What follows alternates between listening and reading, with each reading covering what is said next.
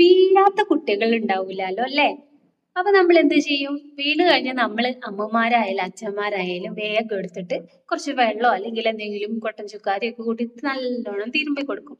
പക്ഷെ ഇത് ചെയ്യാൻ പാടില്ല. കാരണം എന്തായാലും അവിടെ നീര് വരേണ്ടതാണെങ്കിലും വീക്കം വരേണ്ടതാണെങ്കിലും അവിടെ വീക്കം വരും. പക്ഷെ നമ്മൾ ഇതൊന്നും അറിയാണ്ട് നമ്മൾ അവിടെ തിരുമ്മിയാൽ അവിടെ ചെറിയ ക്ഷതമോ അല്ലെങ്കിൽ ചെറിയ ഇഞ്ചുറി ഒക്കെ ഉണ്ടെങ്കിൽ അത് കൂടാന് ചാൻസ് ഉണ്ട്. അപ്പൊ നമ്മൾ ഈ തിരുമ്മുന്നതിന് പകരമായിട്ട് വേറെ എന്ത് ചെയ്യാൻ പറ്റും നമുക്ക്? നമുക്ക് ഐസ് പാക്ക് വെച്ച് കൊടുക്കാൻ പറ്റും.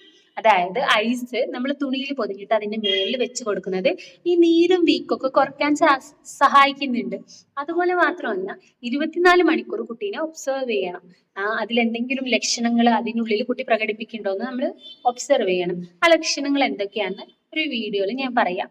ഓക്കെ, അപ്പൊ ഒരിക്കലും ഇനി തിരുമ്മരുത്. കുട്ടി വീണാല് ഐസ് പാക്ക് വെക്കുകയാണ് ചെയ്യേണ്ടത്.